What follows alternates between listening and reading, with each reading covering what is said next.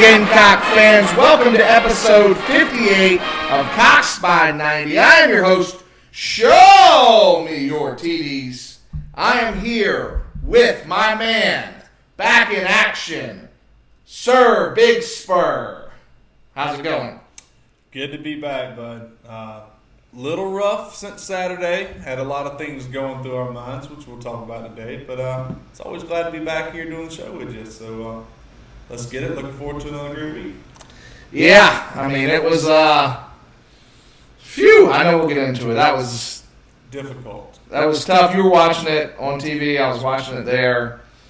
I know you wanted to be there. What a Saturday in South Carolina it was last week in Williams-Brice Stadium. That's the first home game I've missed in quite a while. I had a few personal things I had to take care of over the weekend, and I'm not going to say it's my fault. I mean, it was how it was, but if you're going to miss one, that would have been the one to do it. So it was tough here. I'd imagine it was even harder for you and the Gamecock faithful that is loyal in that stadium every Saturday. Loyal. This is, if you're looking at this shirt right now, obviously you can get one on coxby90.com because remember, I am a T-shirt salesman. That's right. But sorry, I couldn't be here last week. I lied to y'all. It wasn't personal things. I had to work at the Pig Wiggly overtime. Got to make a little money to pay for those football tickets and buy those T-shirts, folks. You know it. I mean, hey, I'm so glad I saved up my Piggly Wiggly money to be able to go to the game. But nonetheless, I will tell you this. It was great last Saturday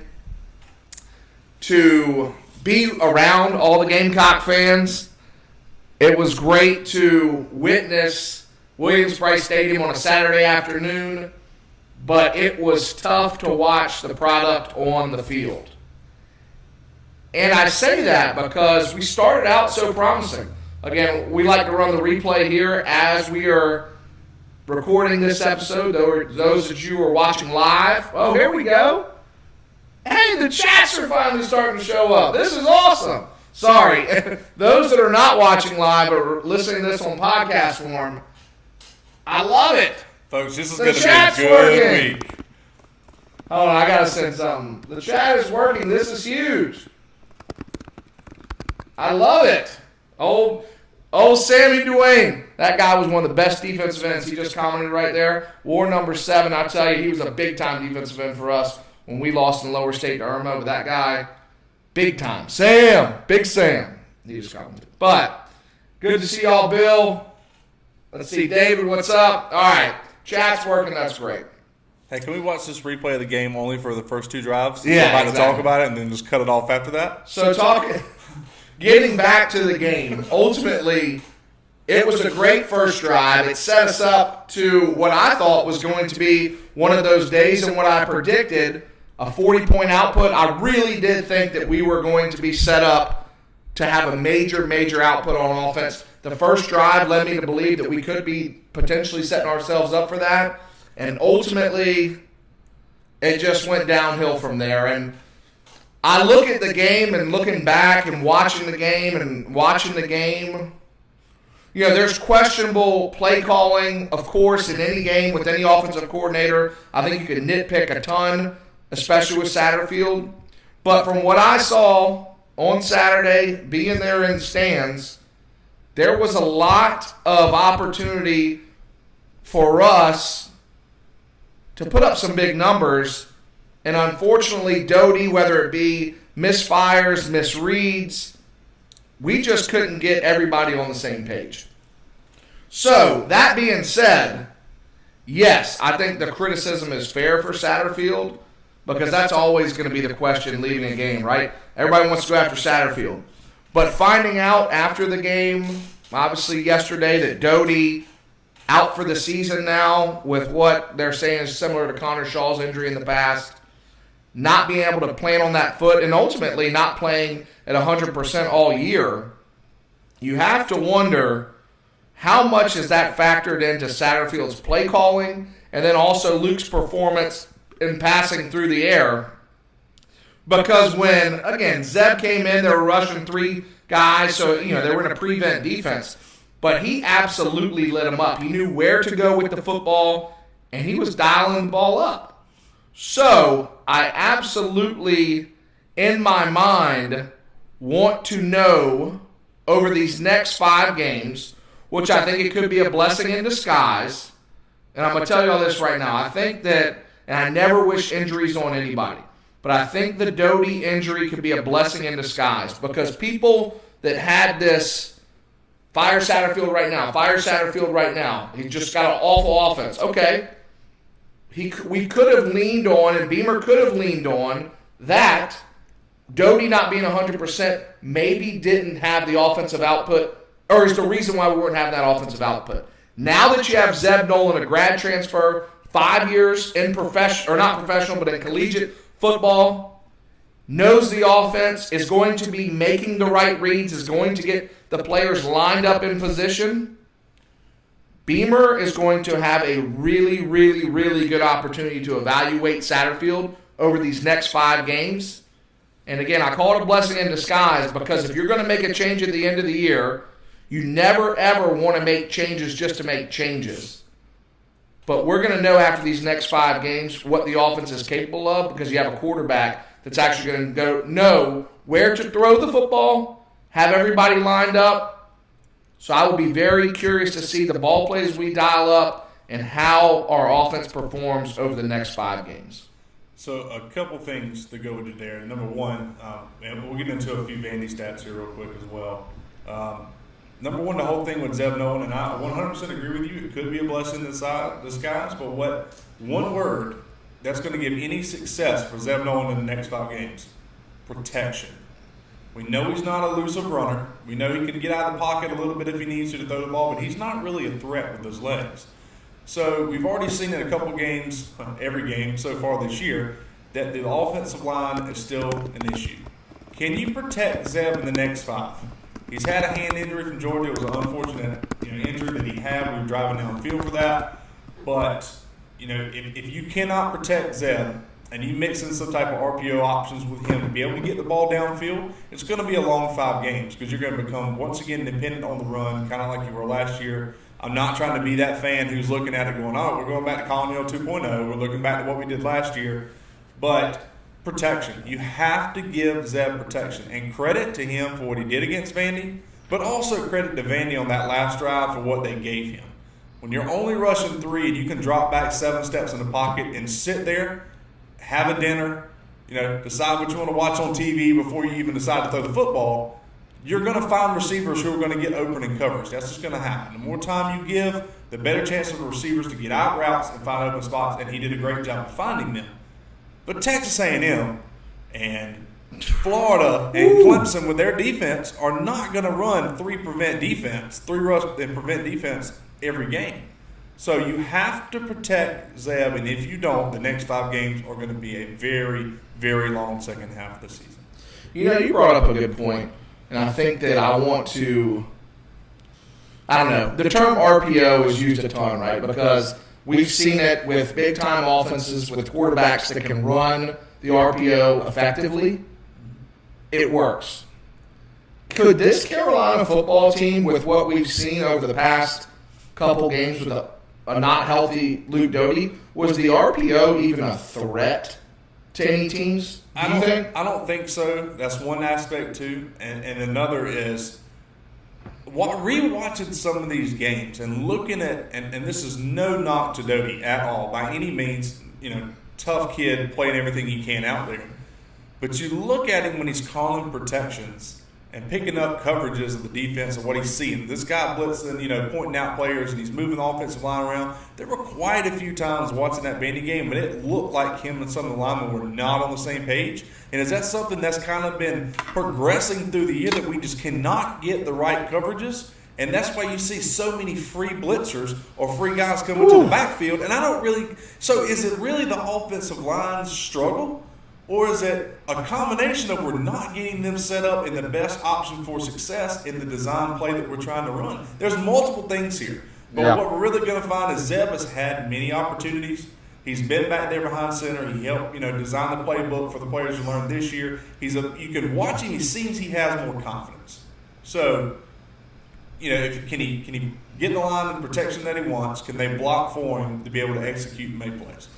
I think that, and I tweeted this out last night. I had a bunch of people that were questioning where I was going, where we were getting the wins. But ultimately, you hit the nail on the head. I don't think this is an RPO team with a not healthy Doty. I think that what Satterfield wants to run is a pro style. He said that he wants to run a pro style. And I think that a quarterback like Zeb Nolan with a very, very capable running game, we have the offensive linemen that have proven they can block. It's been a lot of scheme issues. Right. How about an offense that we don't have to worry about the RPO? Because we're not going to be doing it. I mean, I don't see any RPO because you don't really have the legs with Nolan. I think it's really going to be more of a straightforward offense. Hey, obviously he can check from a run to a pass. There's no doubt about that. But I don't really see Nolan's legs being anywhere in the equation. So I think we're going to have a more straightforward running game, a more straightforward passing game. And I think that what I've seen is that over the first couple games when Zeb Nolan was our quarterback, Josh Fan was playing lights out.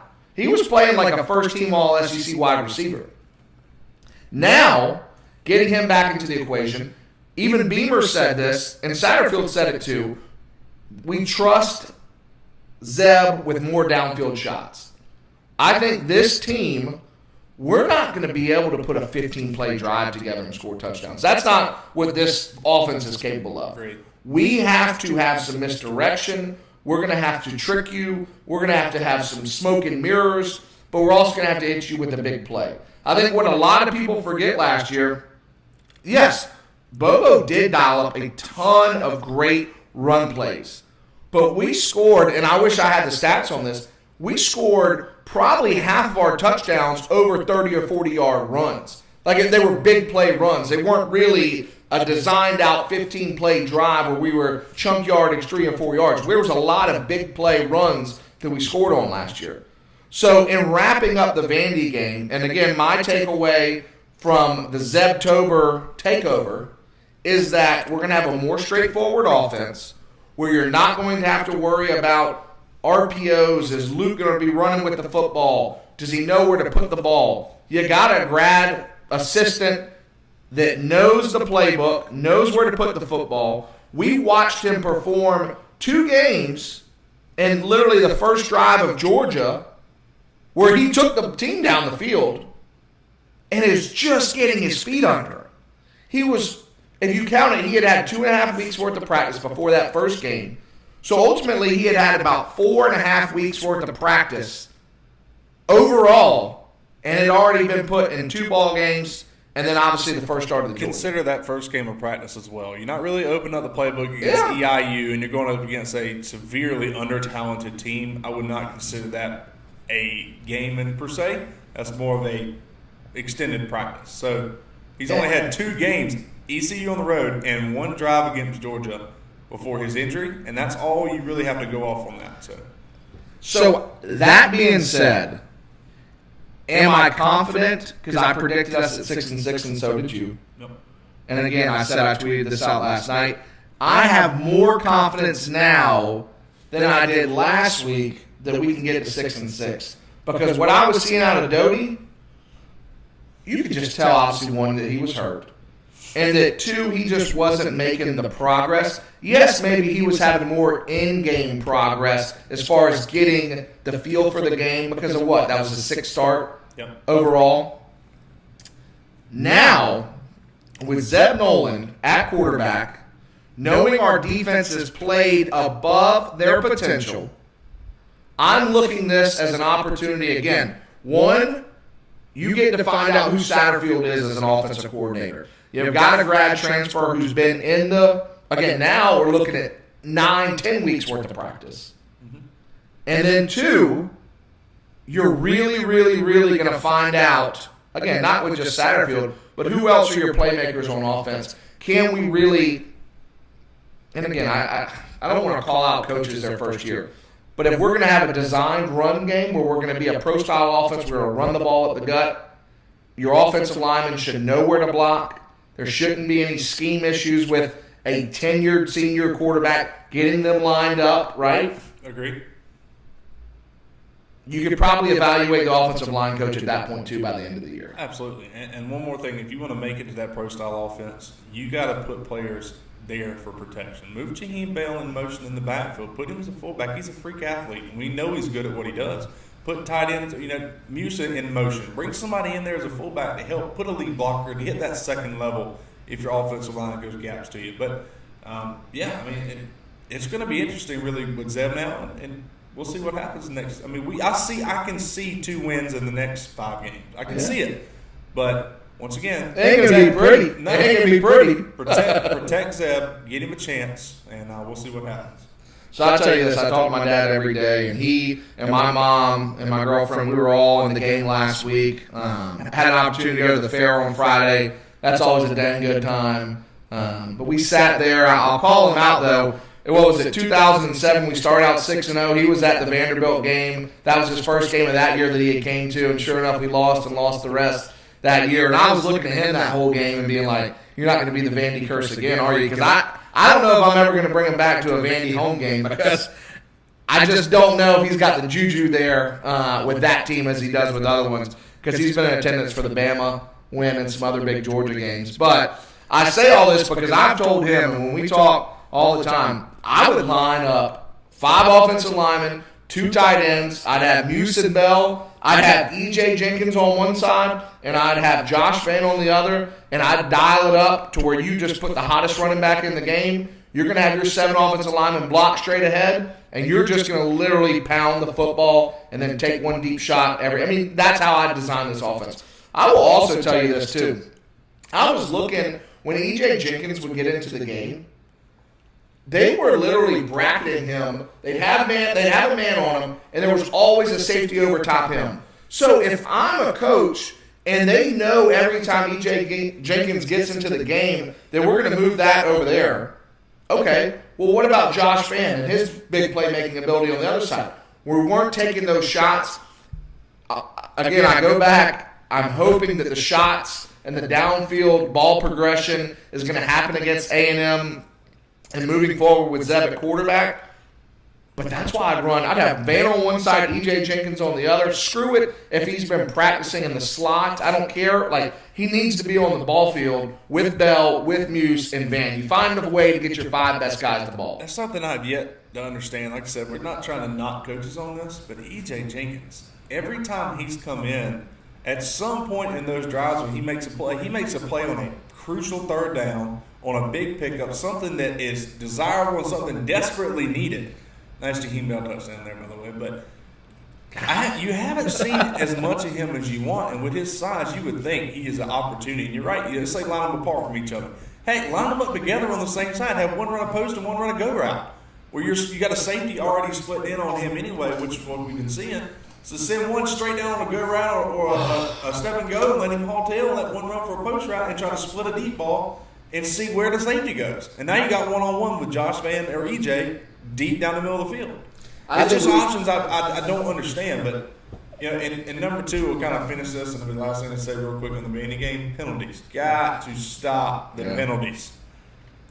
We kill ourselves. This team can't get in a 1st and 20. The first drive, we barely can get 10 yards with this offense. Trying to let alone get 20. First drive, we went 12 plays, 75 yards, and not one time did we play behind the sticks. But after that, we had 10 penalties for over triple digits in yards. I think we did find something with this seam passing game with Jaheim Bell and the tight ends. I think you're going to see a lot more of these seam routes with Bell and Muse and Shoot Mullins and whoever wants to get in on the action. There was something there with Vandy, and again, I think if you've got Vann playing well on the outside, if you're smart enough to put Jenkins into the game, regardless, he is again just a mismatch for anybody to cover him. And teams are taking notice. And again, we'll talk a little bit more about the Texas A&M game, but I just want to see us come out, play a clean football game, against A&M and see what can happen. All right, CB90 players of the week. Who was your player on offense and your player on defense? Well, player on offense, got to go with Jaheim Bell. Okay. I mean, the guy comes in 6 receptions, 136 yards, career high, 82-yard long touchdown. He's shown that he's a playmaker, getting the ball more. Continue to give him options, put him in motion, put him out there. He's the offensive player of the game for me, just based on what he did. And we both play fantasy football, special teams, defense, kind of the same thing. Guy Kroger. This kid is averaging 56.8 yards in that game playing. 70 yards for a long punt. That is why he won the award this week. And, like I said, special teams, defense, same thing. He's put you in positions for your defense to have success other than the short field opportunities that we gave Vanderbilt, which they scored on multiple turnovers where we gave them the ball in good field position, one bad tackle on defense. But other than that, Kroger put the D in a good spot to stop Vandy in multiple opportunities, and he is my defensive as a special teams player of the game. How about this, folks? For everybody listening last week, you all heard me say Guy Kroger was the offensive player of the week with that 40. He had the longest pass of the game for a touchdown and 100%. This guy can do it all. Put him up for the Heisman. Guy Kroger, offensive player of the game last week for CB90, defensive player this week. You got to love it. All right. If you were going Jaheim Bell, then I was going Zeb Nolan. I had both of them written down. Zeb Nolan came in, saved the season, in my opinion, because anybody that had that Vegas 3.5 over, we hit it. And I say we because I know you bet on it, I bet on it. So congratulations on that win. But I don't think, and again, there's no knock against Doty. He's not healthy. I don't think that if Doty's coming in that last drive, we win that football game. I think the only way that happens is ZEBTOBER comes in and is able to do what he did, and he did. He took us down, we scored a touchdown, and we won the football game. And I'll say this, I'll kind of put a bow on Vandy. And then my defensive player, I had Zach Pickens. I think that's the 4th straight game with the sack that I have, tackle for a loss. He's continuing to be disruptive in the middle. I think that a guy like that who's continuing to play up his 5-star potential, I want to continue to make sure that we're recognizing that, because there's a lot of people that when you're predicted to be a 5-star coming out of high school on these recruiting rankings and whatnot, a lot of people will want to knock you if you're not playing well. It's quick. They're quick. Too easy to say, hey, he's not living up to his potential, even if he's playing well. I think that happened with Zach Pickens the first 2 years. Mm-hmm. And I think it's fair to actually commend these same guys who you knock all the time, that they are living up to their status. So I think Zach Pickens living up to his 5-star status. And then I also, albeit that this guy should have never cut back like he was Reggie Bush with the dang Trojans back in the day, but Jordan Strawn, big-time play, again, batting the ball in the air, taking it down. Just know you're not Reggie Bush Strawn. That's all I got to say. But he was another guy that was right up there for me. But I think Pickens' consistent performance has him again. And I think this might be his 3rd time as my defensive player of the week for CB90. So I do want to give one honorable mention. Yeah? Zamir White. Yeah. I'm glad to see. This has been a while since we've really seen him have a game or really get into games for a significant amount of time. Double-digit carries, got almost 80 yards. So good to see him back in there. I know Juju being out played a part in that, but he shows he's still a playmaker. And the thing on Kai Kroger, he's only a sophomore punter. So shout out to Pete Limbo. He's got a true weapon back there punting. It's going to be good for the Gamecocks the next couple of years. It's always a welcoming sight when you've got, again, Parker White, I know this will be his last year, but you got somebody that you can count on. He did miss a couple last game, I'll call that, which was unfortunate. But when you got a guy like Kai Kroger, a left-footed bomber, it's something that I know a lot of coaches wish they had, and like you said, Limbo's been doing one hell of a job with the special teams. So, A&M Preview, I think 7 years. Never. We've never beaten them. Say that. We've never beaten them. Never beat them. They've been in the SEC for 7 years, but in the history of college football, we have never beaten them. Never beat A&M. So they have a trophy that does not have our name on it. I don't think anymore. I don't even know if the trophy exists. We've never seen it. I heard that they made a comment back to somebody on Twitter. They keep it at the Alamo in some case. Yeah. Because they know it's never leaving. So, game time 7:30, Saturday night, SEC Network. The 12th man will be loud and proud because the past 2 weeks, dominating win against Mississippi State, dominating win against Bama. They played pretty decent against Missouri for the first half. Or Missouri, that's it. Yeah, Sorry, they Missouri played last week. very well in the first half. Got up big early, and then let Missouri make a little bit of something in the second half. But I'm pretty sure that was calling dogs. Mississippi State actually upset it. They did early in the year, and then they lost their starting quarterback and turned with a backup quarterback who was not playing well, and turns around and beats Alabama. It's the college football, folks. Absolutely crazy. Greatest sport in the world, without that. So again, 7:30 SEC Network Saturday night. The line right now is 20.5. The over/under is 45. Looking at this game, what are some matchups that you're looking at on either side of the ball? So I'm going to give you one quick thing. Have you looked at the season stats for these two teams? They're not. Surprisingly, A&M scoring 27.6, Carolina 21.9. Average points allowed, Texas A&M 16.4, Carolina 21.7. Average total yards, 384 for A&M, 350 for South Carolina. 349 average yards allowed, 326 for Carolina. 11 giveaways for A&M, 14 for Carolina. Here's the difference. A&M, 8 takeaways. South Carolina, 16. So statistically, you look at this game, there's really not much as a overall team standpoint difference. Now, who you've played this year does make a difference in that. When you look at team numbers, there's really not too much. For Texas A&M, offensively, Isaiah Spiller, we heard about him earlier this year. The whole argument about who was the best running back in the SEC, Kevin Harris, Isaiah Spiller. He's definitely going to be one to look out for. 659 yards this year. He's tied for the leading touchdown rusher of the team before with Devon Ockney. I'm guessing that's right. Devon Ockney, I'm pretty sure. Sorry if I'm butchering that name. So they're going to run the football. They're going to want to. If they can establish a run game and get over 150 yards, control the clock, Carolina's going to have a tough time hanging in there past, 3 quarters. Offensively, that's what I got for you. Defensively, the Marvin Leal, defensive lineman, 5.5 sacks on the year. He is a absolute pass rushing machine. He's also had 2 pass deflections this year.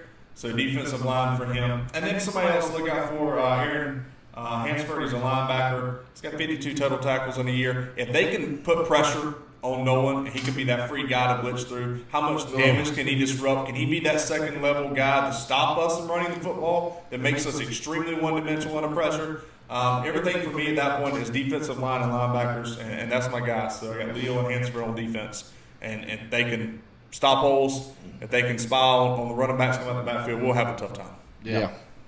So on offense for me, I think it's obviously our quarterback, Zeb Nolan, against their DBs.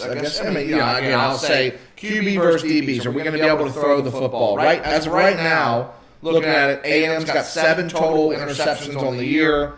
Leon O'Neal, which I believe is a 5-star guy, he's got 2 of them. Damani Richardson's got 1. Antonio Johnson's got 1. They've got a lot of big-time cornerbacks. I recognize some of these names, not because Carolina was recruiting them, because they were the top 50 and top 100 players and 5-stars. So can Zeb Nolan find a way to protect the football on the road against their defensive backs, not getting it into their hands and into our receivers' hands? So I've got, on offense, I'm looking at QB versus their defensive backs. And on defense, I've been talking about our offensive line versus their other team's defensive line, and it's making me nauseated. So I decided not to do that this time, and I kind of stuck with what your theme was. Obviously, their running backs and Spiller. Can Jalen Foster, who shout out to him, named mid-season All-American today, which was awesome. Him and our linebackers, because Foster has been playing a lot closer to the line of scrimmage, just because we've seen opportunities for him to attack the quarterback. He's been doing a lot of good blitzing lately too as well. Can they limit the running backs from the big plays, right? I've got Spiller on the year, 659 yards, 4 touchdowns. One thing that stood out to me is longest run, 67 yards. So that's telling me again, and we've seen him. I mean, I think he's Mel Kiper. I was looking at this earlier today. He's number 2 on the running back big board for Mel Kiper. So could be a late first round, early second round draft pick at running back. Can we limit the big plays on offense from their running game? Because that's something that overall we were doing a great job of the first couple games. Again, Georgia is what it is. But we've recently gotten on a trend of giving up a lot of big plays. Vanderbilt giving up big plays. Tennessee gave up a lot of big plays. Can we have that bend but don't break style and potentially cause an upset? You never know. Yeah, and they also got a wide receiver, Anaya Smith, 6 touchdowns in the year.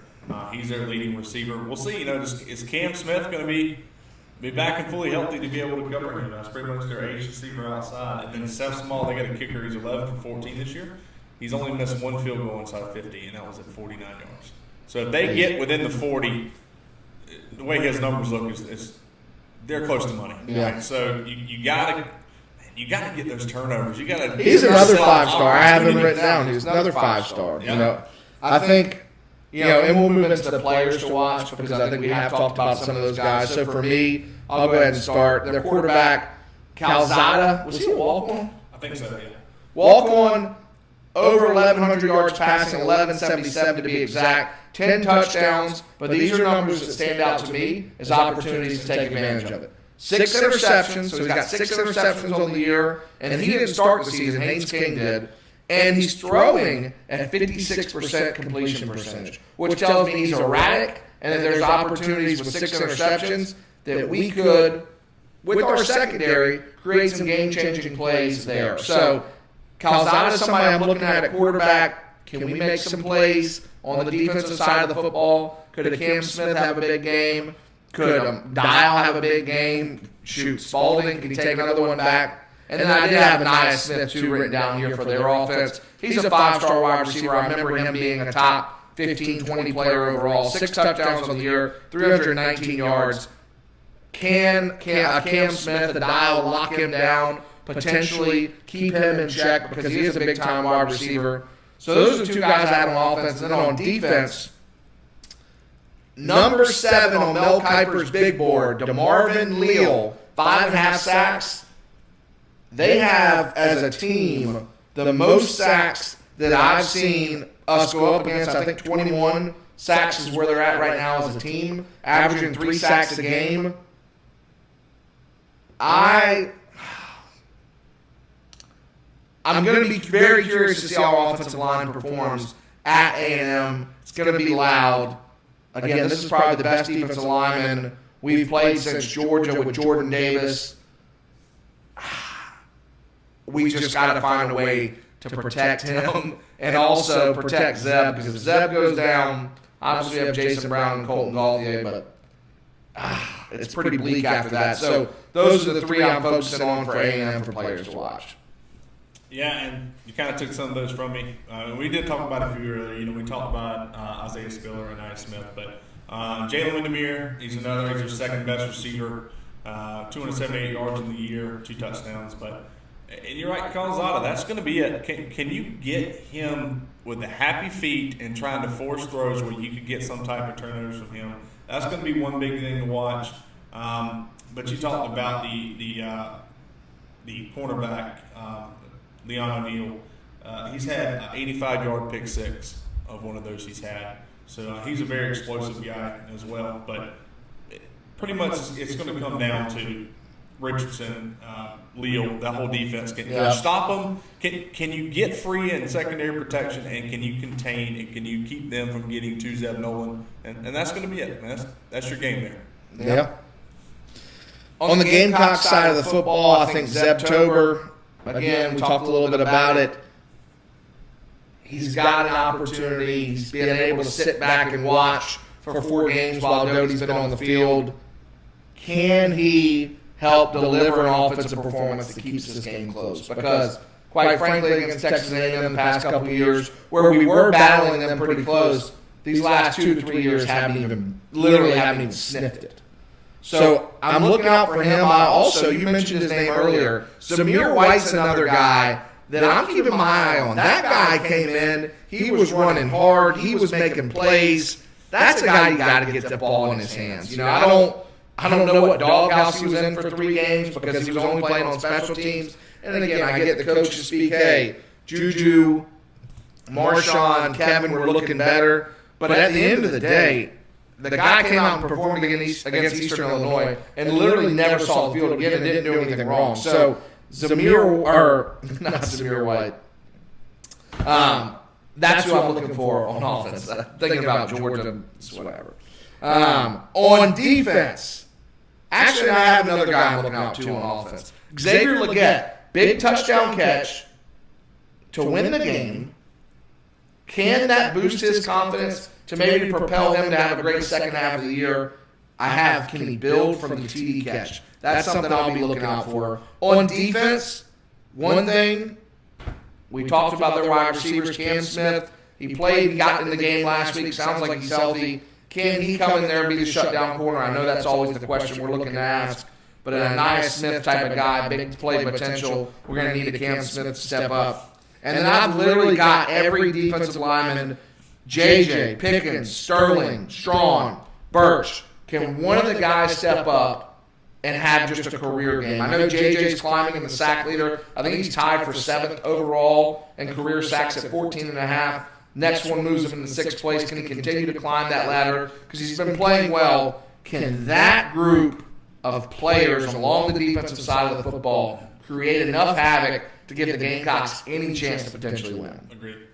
2 guys I got for offense right now, really. He missed last week due to some off-the-field circumstances, but he's elusive, he's fast. You can use him this week because he's quick enough to get out in some type of space for ZEBTOBER. Give me Juju McDowell. I think this week's going to be another week where he kind of comes in there, plays a good part. These little corner routes, these little quick outs for running backs to try to make a play this week, depending on how much pressure Texas A&M puts. Give me Juju McDowell coming back from a week off to kind of make a difference. And we've talked about Jaheim Bell so much with his 281 yards offense, super explosive, mister can do everything. But this week, give me his other tight end counterpart. Give me Nick Muse. The feathers pass, the longest catch for Nick Muse this year has been 11.1 yards. He is almost 100 yards behind Jaheim Bell for all of what he's done. So the fact that Bell is well known at this point as a very difficult matchup and can do all sorts of things, hey, let that take a little bit of pressure off of Nick Muse on the other side to possibly make some plays here with Zeb Nolan. Zeb's got a quick pass. You get Muse out 10 or 12 yards, something short, something quick. I think he can be something dangerous on the other side of the field away from Jaheim Bell. So I'm looking for Nick Muse. I'm looking for Juju, those little quick out routes and using his speed to be elusive on offense. Defense, it's going to be Brad Johnson, Damani Staley, that linebacker core. We know we have a good enough defensive line to cause a little bit of havoc in the backfield, right, to kind of stop some runs, to put pressure on the quarterback. It's going to be with the A&M runners. Can our linebacker core at the next level make some plays and contain those explosive runs or those big holes that are made to the offensive line that will inevitably happen through the game at times?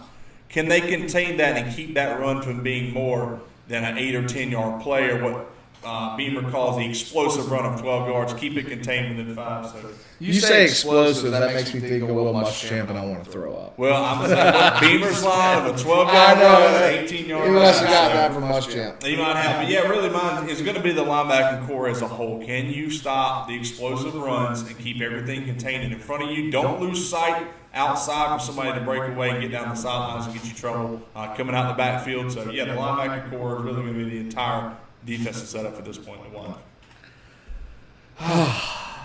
We've got a challenge on our hands this Saturday, and guess what? We've got such a challenge that I'm going to help you all out by not giving you the prediction until the end, because I want to go into the Beat the Spur picks right now. So last week, Sir Big Spur finally had a winning week, or he's had winning weeks, but he finally won overall, winning in a points tiebreaker. I think you won by, I think it was 1 point. 1 or 2 points, yeah. Yeah. There was one guy who had one more point against you. I forget who it was.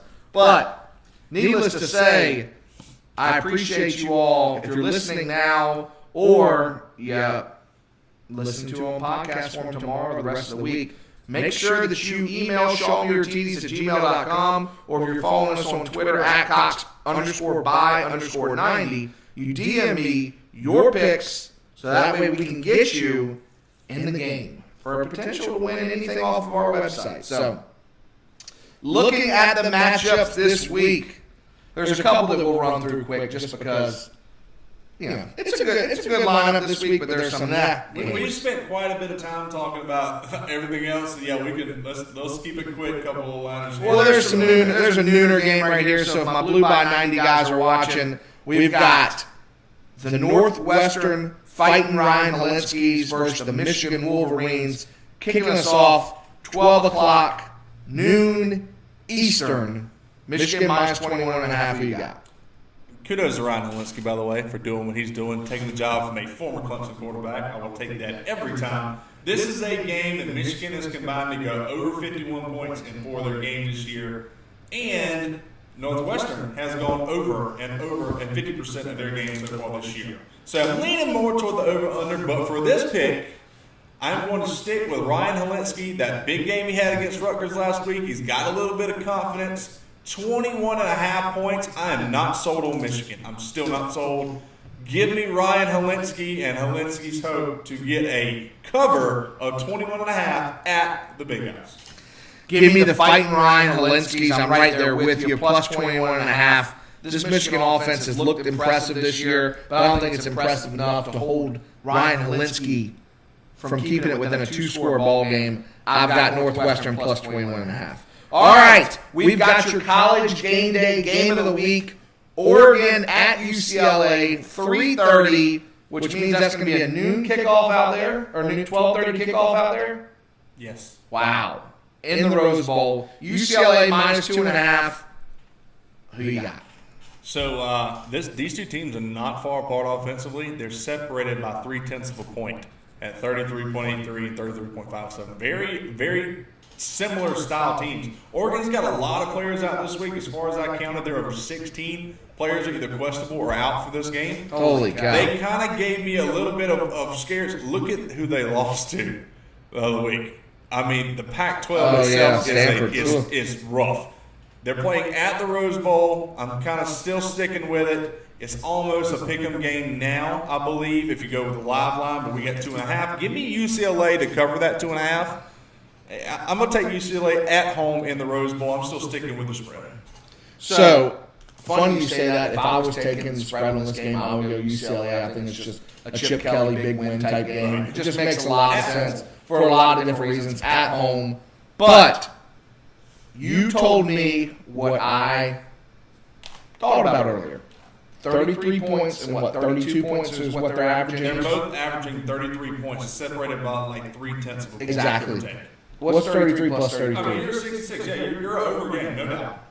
Over-under's 59. Give me the over 59 points in that game. All right, I'm going to kickstart this one. Ole Miss, minus 9.5 against LSU.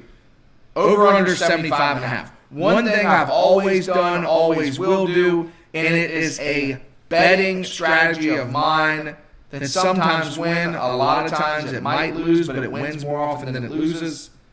When a coach is fired, relieved, stepping down at the end of the year, in this case, obviously Ed Orgeron has been having a lot of fun down in the bayou, and I think the fun and the party just came to an end. Somehow, some way, these teams always find a way to play for their coach. Now, in this instance, it sounded like a lot of these players didn't want to play for him, but I think there's still enough players that love Coach O, were a part of that national championship team. He's recruited with them. They want the swan song to go out in a good light. So, that being said, Ole Miss minus 9.5, that's a lot of points. LSU still got a lot of good football players.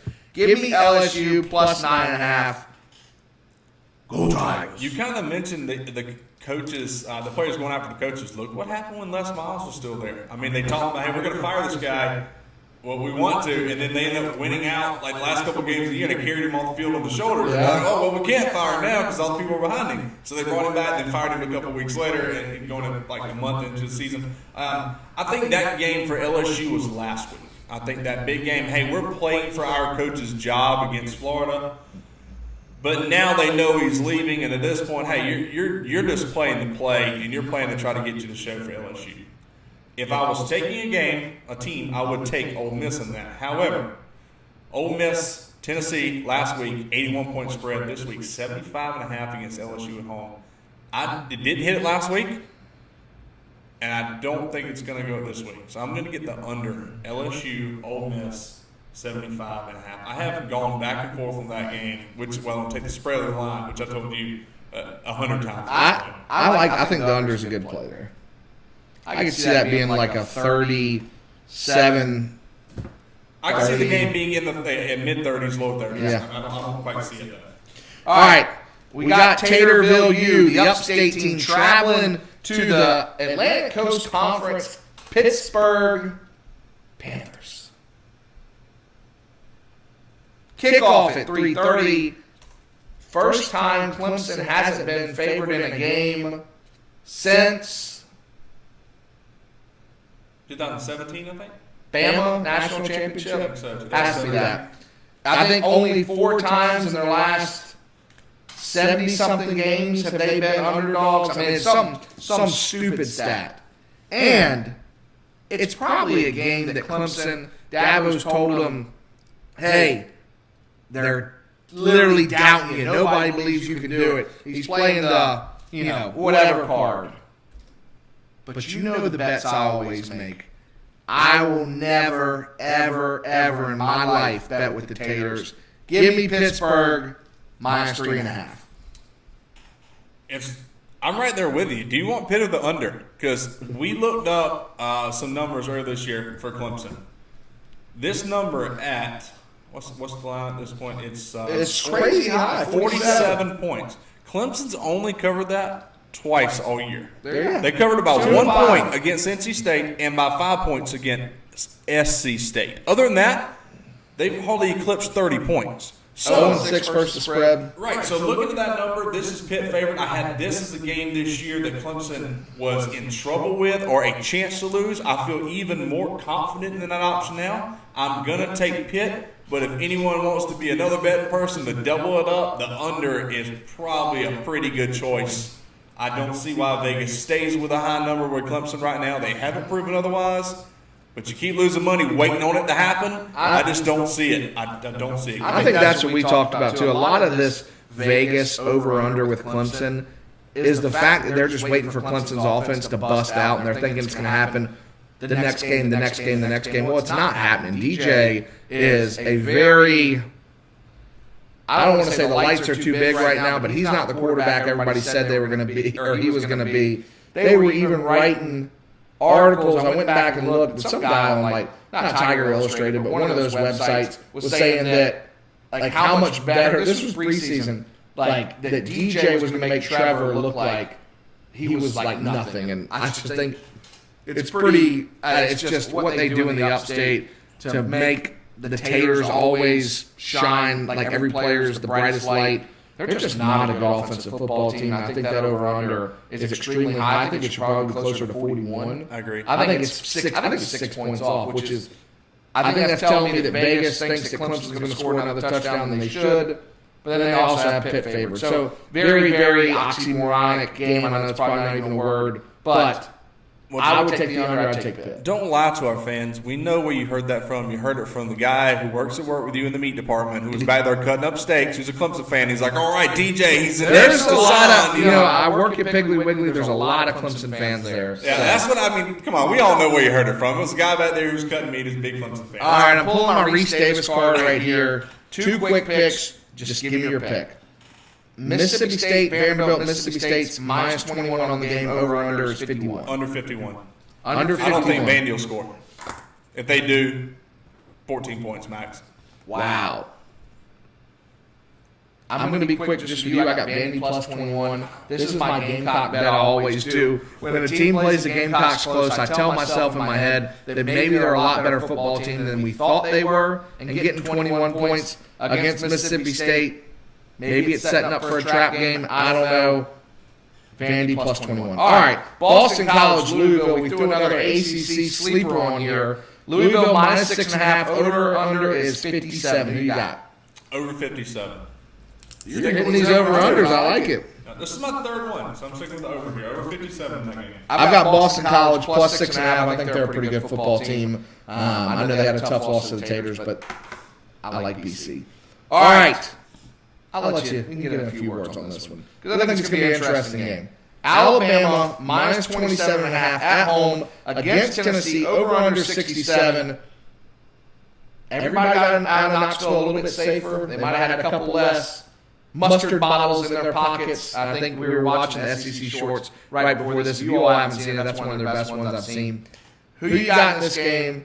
And we can hear a little bit about it. Man, all right, so you looked at the Lane Kiffin versus Alabama game. Bring out your popcorn. High-scoring offenses here. 67 is only the total in this. Tennessee last week had opportunities and just could not make it. Like, in the game, they had a chance to win that game against Ole Miss, couldn't do it. 27.5 is an awful lot of points. I think Bama is a really, really good football team. I think they can almost win this by 4 touchdowns. I really do.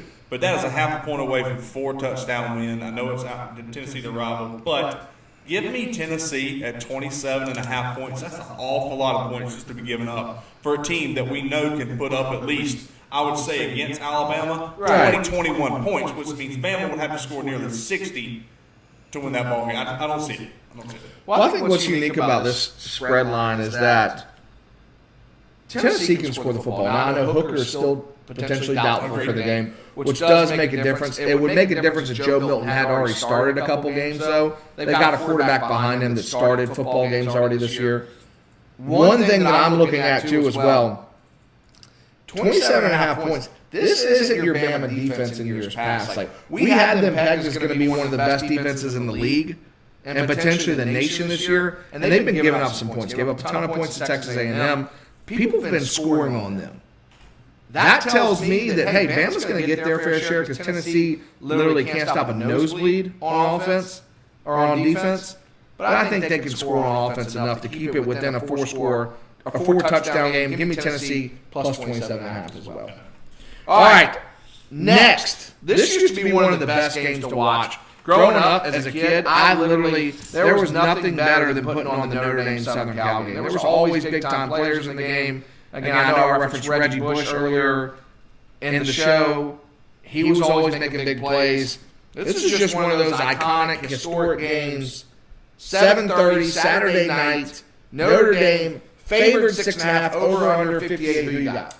Statistically, once again, look at these two teams. There is not much difference other than Southern Cal outscores Notre Dame. Out yardage gains Notre Dame by 100 yards a game, average about 4 more points than they do. I'm still not sold on Notre Dame. I'm just not. I know they're playing at home, 6.5 points. To me, is a lot of points. I think Southern Cal could almost win this game outright. I really do. So I'm going to take Southern Cal plus 6.5 against Notre Dame. I'm just not sold on them yet. So I literally was leaning Southern Cal all afternoon, and then for some reason I feel like I have just bet against Notre Dame so much, and that they have absolutely crushed me every week so much that I'm going to do the opposite. I'm going to bet with them, so that probably means that Southern Cal is going to cover. So give me Notre Dame minus 6.5 this week. Got it. All right, Miami against NC State. NC State, a team that beat the Taters earlier this year, traveling to Miami. NC State minus 3, over under 51.5. Who you got? Anytime that a guy tries to jump over the offensive line on the half-yard line with the end zone to their back and gets pushed 4 yards in for a safety, you probably should fire your head coach at this point, Miami. I have no faith in you at all as a team. I think you had expectations to the heavens, and now you're 20 feet below the dirt. I don't have faith in Miami to do anything at this point. I've already bet on them and lost a few times this year. I'm definitely not doing it now. Give me NC State -3 on the sheet at Miami. I think Manny Diaz is, if he hasn't already lost his job, he's coaching for his job right now. I mean, Miami is a historical program. You've got literally some of the most talent-rich high schools right in your backyard. Something about this game smells, feels, looks like a Miami win to preserve Manny Diaz's potential career as a head coach at Miami. One thing I don't like about this, though, is NC State. I'm taking Miami +3, but I don't like NC State losing because if the Taters somehow can get on a roll, I don't want them winning their division. I want NC State to win. I really do, but I'm going to go with my gut on this one. I think Miami +3 is where it's not going to matter. Clemson's going to lose this weekend, so who really cares? All right, before we go Speaking to of them losing this weekend, before we go to tiebreaker, score, Pitt, Clemson, who you got? So we'll see how close we are again this week. But I got, I'm taking Pitt in this ball game at 3.5 points. I got the over and under. I'm happy to cover the 3.5. I originally said 2017, but to cover my 3.5, I got to go 21-17. Look at this. I got to cover my He's looking at my notes. I tell you, that's a lie. I got to start covering up my notes. I'll tell you. But I mean, really, I looked at 2017 game, but look what I got right here. I got 38 points written down. And he knows why I had 38 points written down. Because I'm picking Pittsburgh to cover, and the only way you can get 38 with Pittsburgh to cover, you can do it a number of different ways. But I think it's going to be a close ball game. I got Pittsburgh winning 21-17. I'll tell you what, I'll do you one better. I don't think Clemson scores more than 2 touchdowns. I don't think they score more than 14. So I'll give you 21-14. I have zero confidence in DJ as their quarterback or anything Tony Elliott's trying to do up there. So now you're at 35. I'll go 35. I'll even give you 3 points lower below the total. And so the over and under at 47, and I'm going to go 35. I'm going literally 13 points below the over and under. That's how much little confidence I have in DJ doing anything at Clemson. I hope some of y'all are watching. That is awful. You're projected number 3 in the country, and you can't score 20 points against ACC talent? We want Bama. No, you don't. Jesus. No, you don't. I got him again, 21-17, so we got you 21-14. And now it's time. I don't make so many people mad with that. Now it's time for us to get the prediction of the weekend. Gamecocks travel, College Station. Haven't won, haven't beaten Texas A&M ever, haven't beaten them since they joined the SEC. We've got a trophy on the line. There is a ton of people that say the Gamecocks don't even have a chance. Are you one of those people, Sir Big Spur? I'm not going to say they don't have a chance, but they have pretty daggone low odds. I'm looking at a maybe 20% here. ESPN's got them at 10%. Okay, I'm doubling ESPN. I'm giving you 20.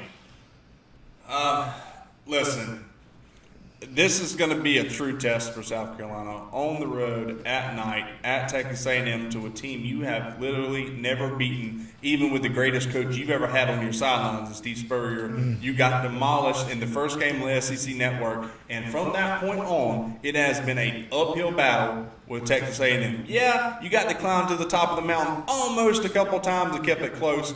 The last 2 years, they have beaten the absolute brakes off of us, and there's no way else to put that lighter. I got Carolina not even hitting 20 points in this game. I took the over.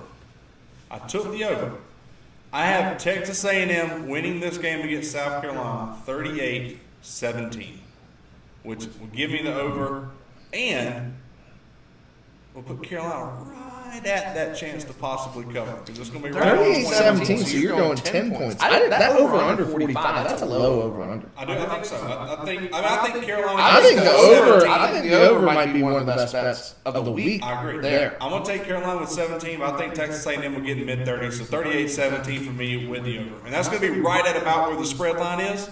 So, I mean, I think Vegas is going to have it pretty doggone close to being right, so that's my number this week.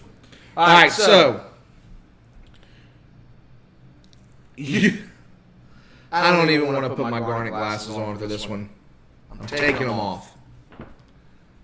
Let's be honest. The Gamecocks haven't shown us anything on offense. Anything on offense that would make us think that we have a chance. But we might have a chance. So I might have to put these garnet glasses back on and tell you that we're going to lose, but we're going to score more than 20 points. Because Sir Big Spur said we weren't. I've got, and again, I think that this goes down to their defensive line. 21 sacks on the year, averaging 3 sacks a game. This will be the best defensive line we've faced since Georgia. We don't have a mobile quarterback in the game. I just don't think that combustion is going to help put out a W for our fighting Gamecocks. I've got us A&M 31, Cox 21, lose by 10, hit the over, and I think you take a little bit of that momentum into your bye week, knowing that you got Florida coming to your place 2 weeks from Saturday. A struggling Florida who's got to play Georgia in between the hedges the week prior to playing us. So it could set you up for success there, no doubt. Give me Cox by 90. I'm just kidding. All right, that is one thing I love to do on Twitter. Score prediction for the week. A&M by 18, A&M by 7, A&M by 3. Cox by 90. It never fails every week. Cox by 90 always wins. I'm putting it out tomorrow. We're going to see if it wins again. I got called out for having the name Sir Big Spur, and people say, yeah, you've gone against South Carolina on your pick show multiple times this year. Listen, I want Carolina to win, and you can bet your bottom dollar, buddy, I'm going to be betting on them to cover 21 whenever Saturday comes. But when I'm giving you my picks to compete against everyone, I got to go with my gut here. Yeah. No, I mean, again, that's at the end of the day, I had a loss before the season. I'm not going to change my mind. They haven't done anything to change my mind at this point.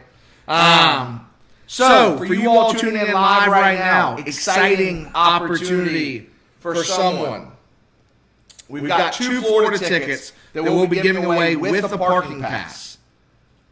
Excited. We had a ton of people in this one. Tons of people. So what I'm going to do now, I'm going to pull up the randomizer. You'll have it on the screen, so it'll be live. You all will see that there is no funny business with this. There is no picking who I want to pick. It's all live. It's all in the randomizer.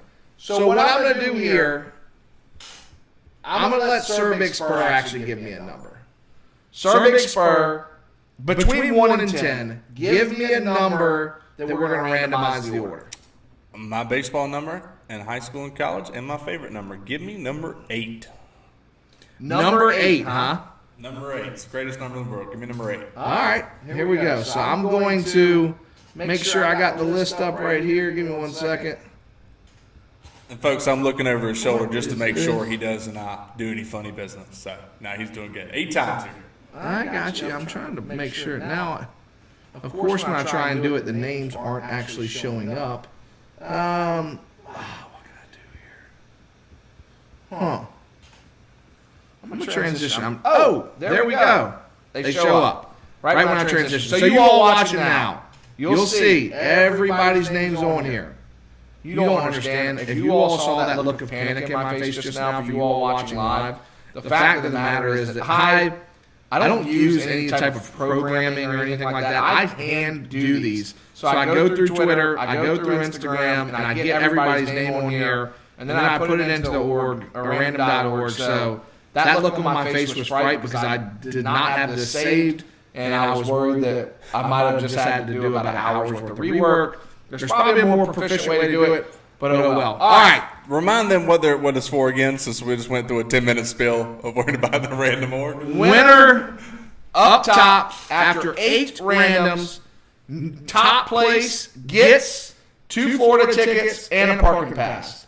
We'll send the tickets to you by mail, or I think I can do them direct via mobile to your Gmail or whatever email address you have, and then we'll mail the parking pass to you. So we'll get you all taken care of. I'm hoping whoever wins has an opportunity to be able to go to the game. If not, make sure you pass along to a true Gamecock. We want people butts in seats. It's going to be a big Florida game. And the reason why we're doing this so early is because I wanted the opportunity for anybody who wins, can make plenty of time for arrangements to get there. So, all right, here we go. 8 times. Get ready. Good luck. Good luck, everybody. 1. 93 people entered this. 93. 2. 3.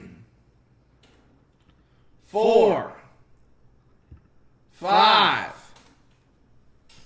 6. 7. If we were going Jadeveon Clowney, Cannon Lang would have won on Instagram, but we did not do that. Still got a chance, though. Last one. Here we go. Here we go. Winner gets the tickets and the parking pass. Number 1, Spence MR on Instagram. Spence MR on Instagram. You win the Florida tickets. Congratulations. Cook_22. I always hate when somebody comes in second. You were very, very close to winning the tickets. Brian Welch on Twitter. You were right there. Justin on Instagram. A lot of Instagram people up top. Bryce made it in the top 10. Cocky Texan, one of my favorite guys. You were number 11. I wish we could give it away to everybody. But you're seeing it here right now. Spence MR on Instagram. You win. I will shoot you a DM either tonight or tomorrow. Be on the lookout or by the weekend to get you these tickets. So congratulations there. And, again, I talk about this. I'm just excited to be able to give some tickets to hopefully somebody who didn't have an opportunity to go to the game, or they'll be able to put it in the hands of people that can. There'll be more giveaways here soon. I actually have one in mind that I really want to do here soon. It'll probably be tied to purchases on the site. So if you buy something on the site, it'll get you entered in. But there's a pretty cool, I'm looking at it over there. There's a pretty cool painting that I have that has the signature of a former Gamecock that I kind of want to give away. So it is nice. Be on the lookout for that. So final thoughts. Good to have you back, Sir Big Spur. You got anything for us? It's going to be a tough week. Had faith, Gamecock Nation. We're still here. We're still going to fight. We're still going to battle. There's always a chance. ESPN gave us 10. I'm giving us 20. There's always a chance. So watch the game. If you're going, be careful. Be safe in your travels. Let them show them what Gamecock Nation's all about in Texas. But that's what we got. Pulling for Pitt. And let's get our Gamecocks a W at College Station. Safe travels, first and foremost, is right. Anybody that's going to go travel to College Station, I mean, that's somewhere I want to go one day, absolutely, but I want to go when the Gamecocks might have a chance. And you never know, we might have a chance this week. So, safe travels is one. I'll tell you this, and I want people to understand, and I look back at the stats. Muschamp, I hate bringing up his name. Vanderbilt game won by 3. Spurrier's first year, he only beat Vandy by a touchdown.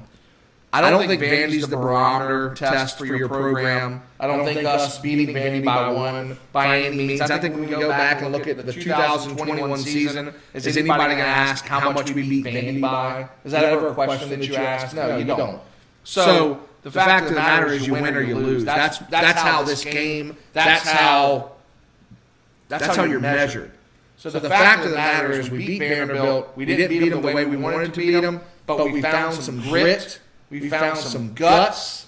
I'm not going to say BYOG, but I'm going to say this team has got some resilience to them. And I'm excited to see over the next 5 games, we've got 3 of them at home, 3 of them against teams that we don't like a lot, with Florida, Auburn, and the Taters. So my plea to you all is, don't jump off the ship. Stay loyal. Stay loyal. Beamer's the right guy for the job. There's no doubt in my mind about that. He's brought a community and a group together. We can do powerful things in numbers. Don't try and sit here and beat heads against your neighbor on Twitter or Instagram or whatever platform you're using. Understand that this wasn't an overnight fix. And the fact of the matter is we're heading in the right direction, and that's what everybody needs to focus on. We're 4-3. 2 games get us to a bowl game, which would be an absolute. Again, I picked a 6-6 season, but that would be an absolute win for Beamer in year 1. No doubt about that in my mind. So, with that being said, I hope you all have a great rest of the week. For those that were able to tune in and chat, thank you very much. For those watching on Twitter, watching on Facebook, on YouTube, please continue to subscribe to our channel. You all are the reason why we do this. You're the reason why we come every week, and we appreciate you. So with that being said, let's shake this place!